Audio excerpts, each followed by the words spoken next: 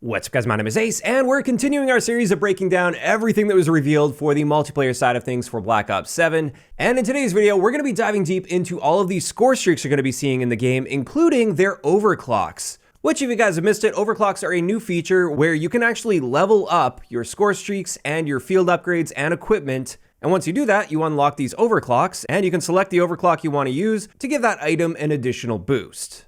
Now, unfortunately, while going through this list, they didn't share our score costs for each of these score streaks, but as far as I can tell, at least, these do appear to be in the order that they will appear from the lowest score to the highest score. And let's just dive right into this with the Scout Pulse. This one will be available in the beta, and it's the same Scout Pulse that we would expect, at least by default. It's a radar ping that reveals nearby enemies on the user's minimap. This one only applies to you, not your teammates, so your teammates don't get to see that pulse. And the first overclock is lower score cost to earn. This is going to be a fairly common overclock for many of the streaks on this. Whereas with the second overclock, now the radar pings will show directional arrows for enemies, not just dots.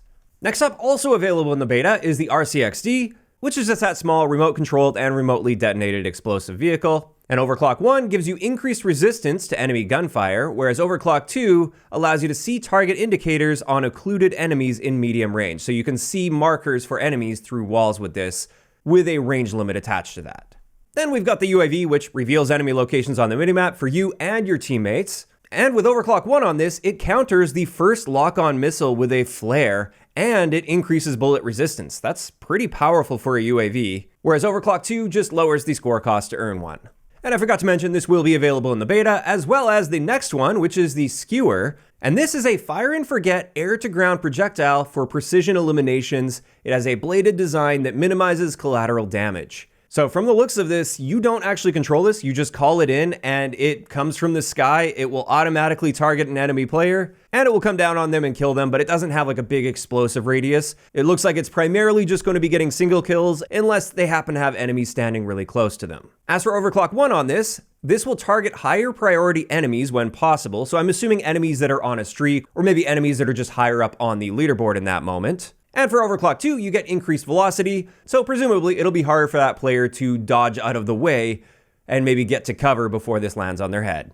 Now, to that one, we have the care package, where you just call in the airdrop and it'll contain a random score streak. This one won't be available in the beta. And for Overclock 1 on this, it will allow you to re-roll a care package one time. So if you don't like the streak that you got, you can hit that re-roll button and you get a different streak. Whereas Overclock 2 is a lower score cost to earn. Then we've got the counter UAV, which will be in the beta, and this one just scrambles all enemy minimaps.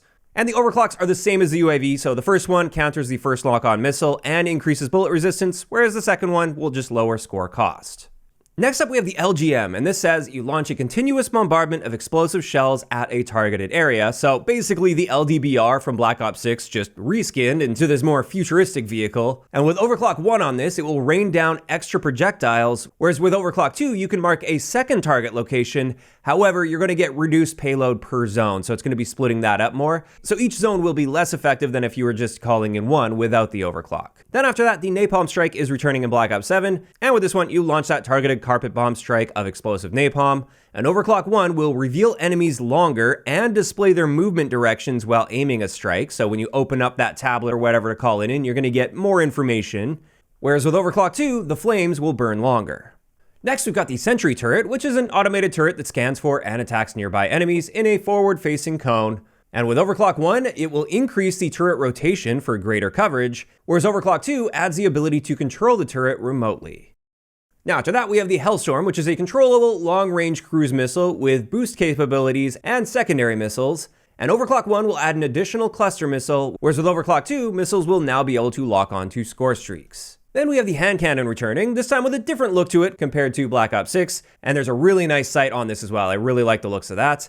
And this is just that powerful large caliber handgun with a high bullet damage and penetration, so it will be a one-shot kill. And Overclock 1 gives you more ammo in the mag, whereas Overclock 2 will allow you to use dual hand cannons. And I'm curious to see if this is going to work like the clips with the non-score streak pistols we saw, where on the fly you can switch to having dual pistols or a single pistol. I assume we'll see that same behavior with the hand cannon if you're using that second overclock. Next, we've got the Gravemaker, and this one will be in the beta. And with this, it's a one-hit kill sniper rifle that can reveal and eliminate targets behind cover. And that sounds pretty scary and potentially frustrating, but it really just comes down to how they end up balancing this at the end of the day. With Overclock 1, you just get a larger magazine with this, whereas Overclock 2 reduces the charge time before firing. So it appears that's going to be at least one way that they keep this in check is when you pull the trigger, it doesn't fire immediately. There will be a delay before going off. So that should make it at least a little bit more difficult to hit targets through walls, especially if they're on the move. Then also available in the beta, we've got Dog, which is a deployable, armored, weaponized ground craft featuring a large caliber turret and a rocket pod, and it's very effective against infantry targets. With Overclock 1 on this, it will add the ability to use Sentry Mode, where the dog will hunker down and guard an area and deploy a supply pack as well as an integrated trophy system. And then Overclock 2 just gives you a longer active duration on this. Then after that one, we've got Interceptors. And with this, you call in a group of 5 jets to destroy enemy flying targets. So it's just designed to be taking out aerial streaks from enemies. It doesn't target players at all. And with Overclock 1, you can deploy interceptors without detected threats. So it seems like without this overclock, you can only call this in if there's an enemy score streak in the air already. Otherwise, it just won't let you. However, this overclock will allow you to do that and therefore shut the skies down and prevent enemies from calling their streaks in, I believe. And with Overclock 2, it just requires less score to earn. Then after that, in the beta, the Watchdog Helo will be returning, and this just provides close air support that pings and attacks enemies in your area, just like in Black Ops 6. And with Overclock 1, you get improved durability against enemy attack, whereas Overclock 2 allows you to direct the Watchdog Helo to guard an area, rather than just following you around. As for the next one, this will also be available in the beta. This is the HKDs. And with this, an aerial payload will deliver these wheeled hunter-killer drones which seek targets and explode. So it sounds like they're going to be performing like mini wraps from Black Ops 3. And Overclock 1 gives you improved durability against enemy attack, whereas Overclock 2 allows you to deploy additional GDU drop pods. Then we've got the Rhino, which will also be in the beta, and this is a remotely controlled armored robotic soldier equipped with a deadly minigun. And Overclock 1 on this will reveal nearby enemy location on the Rhino's minimap, and you also get enhanced radar length and duration, whereas Overclock 2 just gives you an extended runtime for the Rhino. And then finally, for our beta streaks at least, we've got the VTOL warship, which looks like it is going to be the highest streak in the beta, and with this you control a VTOL armed with a turret and air-to-land missiles. And with Overclock 1, this adds the ability to boost in a direction, which will break enemy rocket lock-on. That's an interesting one. Whereas Overclock 2 just gives you increased durability. Now after that, everything from here on will only be available at launch, but we've got the HARP, which is a high-altitude recon vehicle, and this will detect and reveal enemy positions as well as direction on the minimap in real time. With Overclock 1 on this, it will deploy flares against incoming lock-on rockets, whereas Overclock 2 will just give you a lower score cost to earn one. Then the EMP is going to be returning in Black Ops 7, and this is a massive electromagnetic pulse weapon that disrupts enemies and destroys all hostile equipment and vehicles. So basically shuts everything down and likely will be disrupting the HUD of enemy players and preventing them from calling in streaks while this is active. And Overclock 1 gives you a lower score cost to earn this, whereas Overclock 2 will prevent enemies from using score streaks and field upgrades for a long duration. And I assume that means for a longer duration than by default. Or perhaps without that overclock, it doesn't prevent them from using their streaks or field upgrades. Time will have to tell on that one since the wording on this is a little bit vague. And this just leaves us with what appears to be the highest streak in the game. This is Legion, which is a large autonomous drone cluster that patrols the skies, automatically seeking targets and exploding on impact. So basically the Swarm from Black Ops 2, they also brought it back in Modern Warfare 3. With Overclock 1 on this, you get additional sensors that allow them to target hostile score streaks and field upgrades, as well as enemy infantry, whereas Overclock 2 will give you more drone clusters to provide extra coverage. And there we have it. Those are all of the streaks that are going to be in Black Ops 7 at launch at least. They have also confirmed that more streaks will be coming down the road as post-launch content. And I'm very curious to see if they're essentially just going to be following suit with what they did in Black Ops 6 post-launch, where all of the post-launch streaks are the handheld streaks, or if they're going to mix things up a little bit more and we can get some more variety out of those post-launch streaks. Additionally, something I wanted to mention here, since we're on the topic of streaks, is there was no mention of a nuke streak being in the game like we have in Black Ops 6, where if you get a 30 kill streak, with those kills coming from like your gun and equipment, not your other score streaks, aside from the handheld ones, then you can get a nuke, which you don't have to equip or anything, it's just that secret bonus streak. I suspect we will be seeing this in Black Ops 7, and the Ghost of Hope, who is one of the bigger leakers in the community right now, did tweet this, which seems to be hinting at the fact that the nuke will be returning in Black Ops 7. Perhaps one of us will be able to find out for sure at COD Next in the next handful of days. If not, we'll definitely find out throughout the beta at least.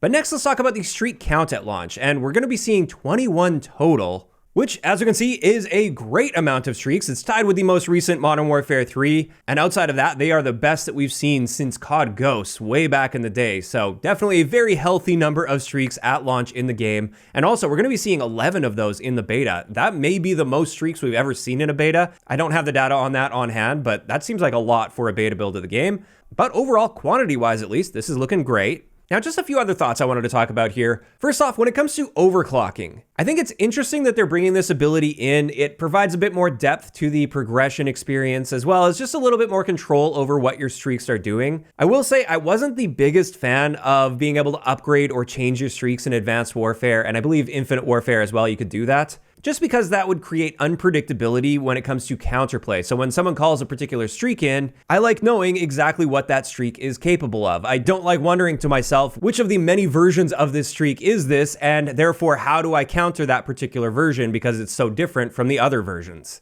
So I was a little bit skeptical when I heard about overclocks for this, but now that we've seen the overclocks, they do seem much more reasonable. None of them really seem to be like drastically changing how the streaks work. They're more so just little bonuses that help them do largely the same things more effectively. Additionally, like I said, they haven't shown us the streak costs yet, and while I'm hoping the streak costs are going to be a bit more reasonable than Black Ops 6, I am skeptical because we're seeing a lot of the same perks as well as the combat specialty to earn streaks more effectively.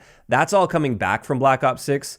And that leads me to believe that the default streak costs are going to be quite high, and then they want you to make sure you're using various perks and combat specialties and stuff to reduce that cost. So I suspect it's going to be a similar story to Black Ops 6. At the very least, I really hope we see some more power out of the streaks, especially the higher end lethal streaks. And I think that's a very reasonable ask considering the fact that we have not only interceptors, but also the EMP as additional methods of countering the streaks in this game, including the high-end aerial streaks. But those are just some of my thoughts and hopes when it comes to the streaks, and this is where I'm curious to hear from you guys in those comments down below. How are you feeling about all of this? Like, how are you feeling about the number of streaks we're getting at launch in Black Ops 7?